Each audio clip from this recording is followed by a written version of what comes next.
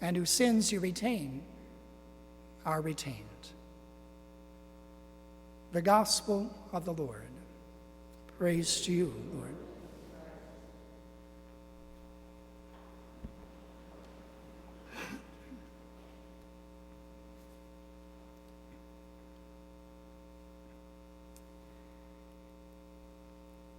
Breathe on them, O Holy Spirit, that our thoughts may all be holy.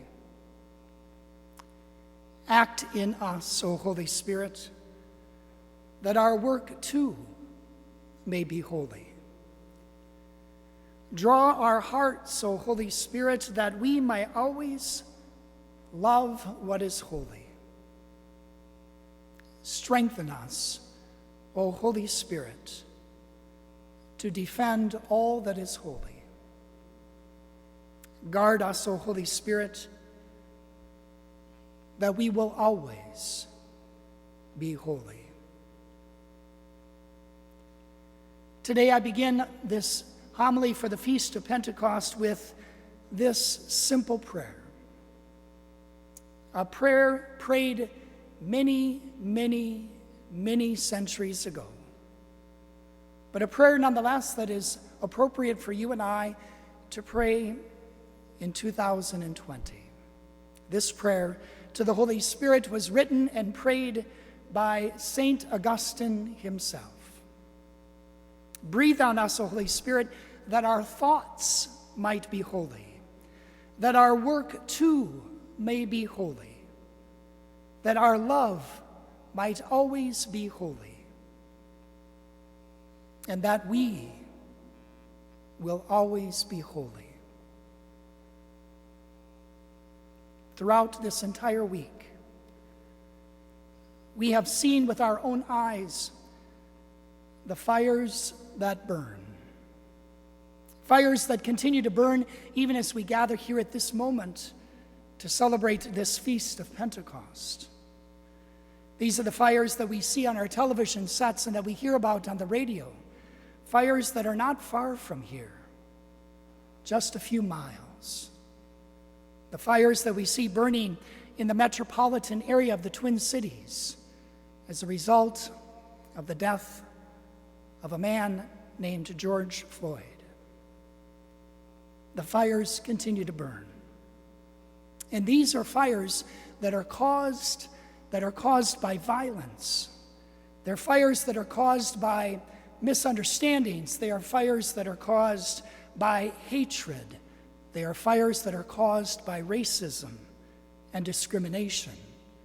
They are fires that are caused by anger and grief. And these fires, my friends, cannot be put out solely by a professional or a volunteer firefighter. They cannot be put out simply by the words of a governor or a mayor.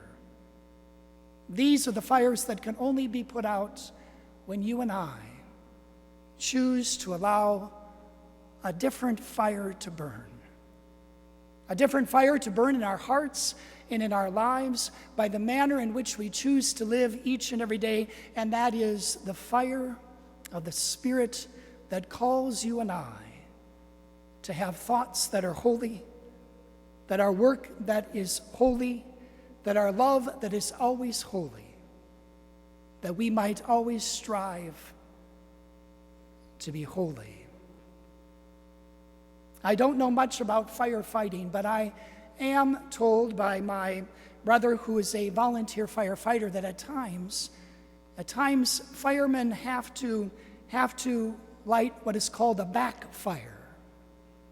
Backfiring is, as I understand it, and I apologize to those who know much more about this than I do, backfires are lit usually with a wildfire, a forest fire that is going on, and it's a fire that is lit just inside the fire line, and it is meant to be lit so that it might consume the fuel, that is going to ignite the wildfire that is coming. A backfire is also used to redirect the fire that is coming. So could it be that this Feast of Pentecost invites you and I to light a backfire, to light a fire that consumes the fuel that is consuming and creating violence and racism and discrimination and hatred and anger and grief. Could it be that you and I believe, are called at this very moment to be agents of change, that we are willing to light this backfire so that indeed the fuel that is creating destruction and death might be destroyed, so that a different fire might burn, a fire that brings warmth and acceptance, a fire that brings justice and peace, a fire that brings life and love. These are the fires that you and I, my friends, must ignite by the manner in which we choose to live our lives each and every day. This weekend, we have the great honor and privilege to honor and to celebrate our young men and women who are graduating from high school. Tomorrow they will celebrate a graduation like it's never been celebrated before, virtually and with a car parade. But young people, those of you who are here at Mass at this very moment, as we honor you, you probably are convinced that you are the class that has experienced great loss. And indeed you have. You've lost that opportunity to have a senior prom. You've lost the opportunity to have spring sports. You've lost the opportunity to have a normal commencement exercise. You've lost much. But I would suggest to you as well that you are the class of great gains, because you are the class and you are the young people who can teach our society and those of us who are a bit older and set in our ways the beauty that comes from diversity.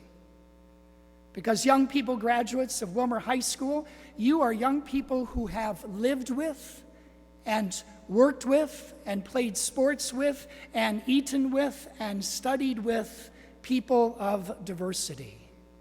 Yours is a class that is made up of multiple ethnicities. Yours is a class that is made up of multiple languages. Yours is a class that has many different skin colors that are a part of it.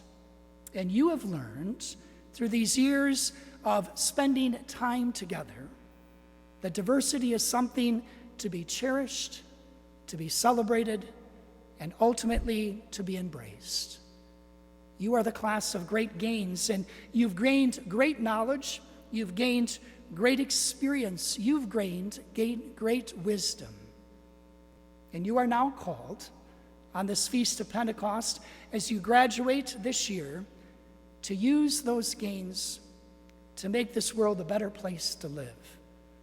A world that burns brightly with compassion and understanding and justice and peace and life and love.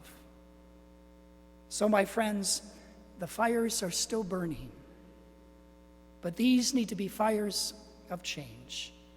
These need to be fires of the Spirit that burns within our hearts.